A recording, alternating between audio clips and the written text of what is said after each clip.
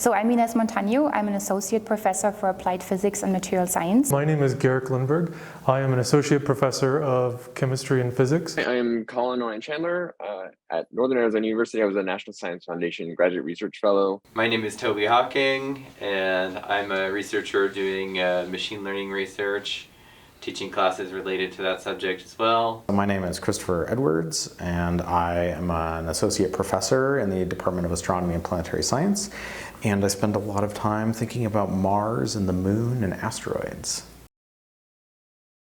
I used to have a lot of calculations where we would try to calculate material properties or band structure calculations, and now we're using all these calculations to support the quantum information science work we do. We create these physics-based movies of how molecules move around, and we use that to extrapolate out to why the world around us looks the way it does. I primarily work on active asteroids. So these are asteroids that have comet-like tails and dust clouds about them. This project with his grad student Kyle Rust, who is running a bunch of experiments related to a new algorithm for rock curve optimization. Spacecraft data analysis on active missions, new instrument development projects where we build sort of the next generation of instrument that's going to fly in space someday.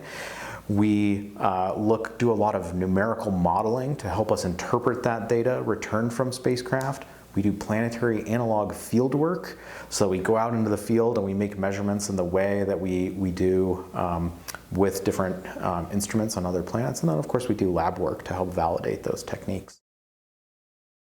The resources we're using are different depending on the calculations we're doing. So some calculations for the photosynthesis work, for example, they all use CPU, but some of them are parallelized, so they run the same job on multiple cores at the same time. Whereas for machine learning, they're actually just running on one job on one core at a time right now, but we are running a lot of simulations at the same time. So we're just dumping all these different cases on the supercomputer, and then it helps because they run faster and we can run more jobs at the same time. So it's both. If you winnow it down to kind of the basics of what it is, we're solving really simple equations. If you took general physics, you think about what you need to do to go through the process of understanding where a ball goes when you throw it. That is all we're doing. But we do it for millions of atoms over trajectories that include millions and millions of steps. Each one of those is like the frame in the movie that we're constructing. We have a pipeline is the backbone for the project that's producing these thumbnail images that citizen scientists look at. And it's a sort of complex pipeline that has stages that vary from sort of single task that has to be single threaded, and another stage that may be run in parallel. For things like image extraction, we really take advantage of the high throughput to disk, because we're working on cutting out small thumbnails, but from really enormous gigabyte plus files where these images are coming from. And so we do many of these in parallel. We write these out into very fast scratch space and store data later. So we have about 50 terabytes of permanent storage of these images that we work with. And then we have maybe varies between 10 and 20 terabytes worth of scratch stuff. And we have, I think, on the order of 50 million files or something like that in permanent storage at the moment. The resources that we use in the Monsoon supercomputer are mostly the CPUs and mostly just single nodes.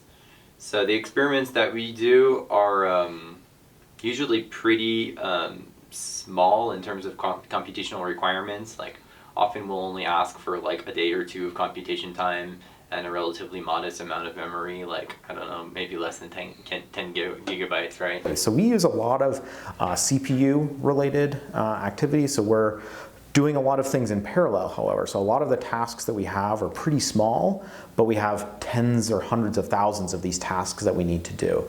And so it's really convenient to be able to break these up into 10-minute jobs and run 5,000 of those 10-minute jobs without having to really think about the perfect way to break up this job so that it could be more efficient, or turn it into a really long serial job. First of all, I love all the resources you have. It's just great to have this access. I'm coming from a national lab and they have really good supercomputers too, so I wasn't sure how it would be transitioning to university. I've been nothing but impressed. I'm really, really happy with the resources. And then my favorite part are the people who support us. Whenever I've run into a problem, I've always gotten help right away and they have just helped us figure it out. It wasn't like figure it out on your own.